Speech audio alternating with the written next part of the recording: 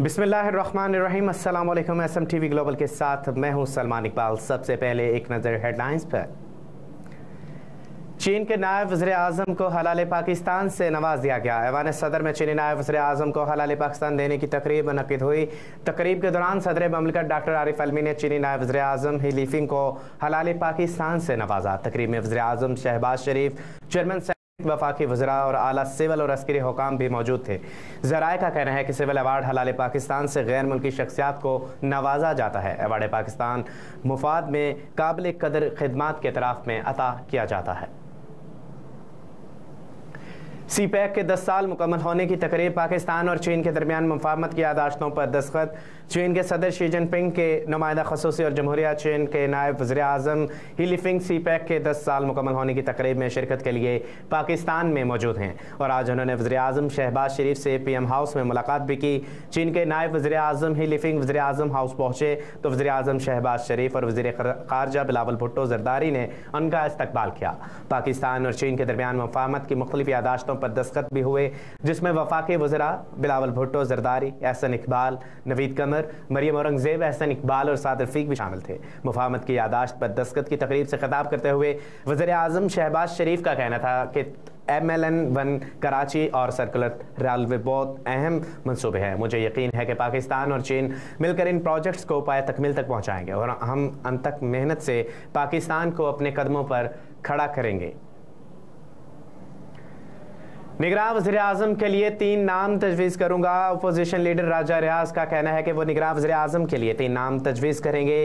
Opposition अरकान के साथ साथ जमात इस्लामी और GDA से भी मशावरत की जाएगी। उन्होंने कहा कि निगरान वज़ीर आज़म के लिए बुध को कौमी असम्बली में हमारे ग्रुप के अरकान के साथ मशावरत करेंगे। कोशिश है कि तजवीज़ करदा नामों में माहिर मईशत, सियासतदान और टेक्नोक्रेट भी शामिल हों। वाज़ेह रहे कि मुल्क में आम इंतखाबात के लिए कौमी असम्बली और 2 सूबाई असम्बलियाँ मुमकिना तौर पर 10 अगस्त से कबल तहलील कर दी जाएंगी। पंजाब मैट्रिक इम्तहानात के नताइज का ऐलान। लड़कियां फिर बाजी ले गईं। लाहौर बोर्ड के ज़ेरे एहतमाम मुनक़िद होने वाले मैट्रिक के सालाना इम्तहानात में 2,30,915 तलबा ने हिस्सा लिया। सालाना इम्तहान में 1,72,204 तलबा पास हुए, जबकि 57,000 के करीब उम्मीदवार 10वीं जमात के इम्तहान में फेल करार पाए। लाहौर बोर्ड में 1100 में सबसे ज़्यादा 1,091 नंबर प्राइवेट उम्मीदवार तुबा आज़म ने हासिल किए। 1,090 नंबरों के साथ प्राइवेट उम्मीदवार मोहम्मद अब्दुल्ला दूसरे नंबर पर रहे। हादिया नूर 1,089 नंबरों के साथ तीसरे नंबर पर रहीं। लाहौर बोर्ड में पहली 3 पोजीशंस पर प्राइवेट उम्मीदवारों ने हासिल किए। स्पेशल सेक्रेटरी हायर एजुकेशन आगा अली अब्बास ने बताया कि लाहौर बोर्ड में कामयाबी का तनासुब 74% से ज़्यादा रहा। मैट्रिक इम्तहानात पर बेहतर माहौल में मुनक़िद हुए। मजमूई तौर पर 28 जाली केसेस सामने आए। कच्चे में ऑपरेशन तेज। पुलिस और डाकुओं के दरमियान फायरिंग का तबादला। SSP कश्मीर के मुताबिक इलाके में ऑपरेशन सर और कोश समेत दिगर जराइम पेशा अफराद के खिलाफ किया जा रहा है। ऑपरेशन में APC चीन बख्तरबंद गाड़ियाँ और जदीद मशीनरी का इस्तेमाल किया जा रहा है, जबकि पुलिस के स्पेशल फोर्स समेत 200 से ज़ायद एहलकार हिस्सा ले रहे हैं। SSP कश्मीर का कहना है कि पुलिस ने डाकुओं के मुताबिक ठिकानों को मसमार करके आग लगा दी है, जबकि पुलिस की जानिब से कच्चे के दाखिली और खारजी रास्तों पर नाकाबंदी कर दी गई है। ऑपरेशन के दौरान शहर और गिरदोनवा में तमाम मोबाइल नेटवर्क सर्विसेज को भी बंद रखा जाएगा। ANF की कोयटा और खैबर में कार्रवाइयां। 2 मुल्ज़मान गिरफ्तार। एंटी नारकोटिक्स फोर्स हुकाम के मुताबिक कोयटा के इलाके यारों के करीब कपास के कंटेनर से भारी मिकदार में चर्स बरामद कर ली गई। 1,550 किलोग्राम चर्स कंटेनर में मौजूद कपास की गांठों में छुपाई गई थी। दौरान कार्रवाई चमन के रिहायशी 2 मुल्ज़मान मौका पर गिरफ्तार कर लिए गए। हुकाम के मुताबिक मुल्ज़मान बरामद चर्स अफगानिस्तान से रास्ता कराची स्मगल कर रहे थे। ANF हुकाम के मुताबिक एक और कार्रवाई खैबर के इलाके जनूबी ज़खाखेल में की गई, जहां स्मगलिंग की गर्ज से छुपाई गई 15 किलो चर्स बरामद कर ली गई। ANF हुकाम के मुताबिक मुल्ज़मान के खिलाफ इंसदाद मंशियात एक्ट के तहत मुकदमा दर्ज करके मज़ीद तहकीकात का आगाज़ कर दिया गया।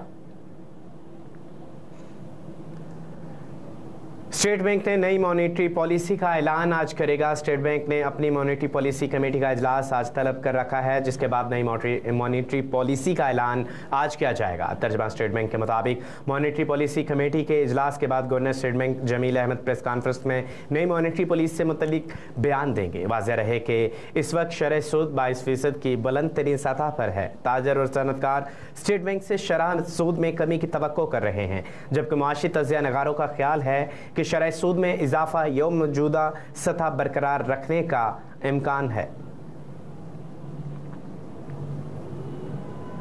स्वीडन और डेनमार्क का मजहबी किताबों की बेहरमती के वाक़यात रोकने पर गौर। मीडिया रिपोर्ट्स के मुताबिक डेनमार्क के वजारत खारजा का कहना है कि कुरान पाक की बेहरमती पर रद्द अमल में होने वाला एहतजाज इंतहाई शक्ल अख्तियार कर सकता है। उनका कहना था कि इसके लिए हुकूमत ऐसा कानूनी रास्ता तलाश कर रही है जिससे ना आज़ादी इजहार मुतासिर हो और ना ही दूसरे मुल्कों या सकाफ़तों की इज्जत में कमी वाक़या हो। स्वीडिश वज़ीर आज़म का कहना है कि मामले के हल के लिए वो डेनिश वज़ीर आज़म से रब्ता कर रहे हैं। दूसरी जानब कुरान पाक की बेहरमती पर सऊदी अरब और इराक की दरख्वास्त पर इस्लामी ताउन तंजीम का इजलास आज हो रहा है। न्यूज़ स्टूडियो से फिल वक्त इतना ही। मज़ीद खबरों से बाखबर रहने के लिए देखते रहिए SMTV ग्लोबल और रहिए हर लम्हा बाखबर।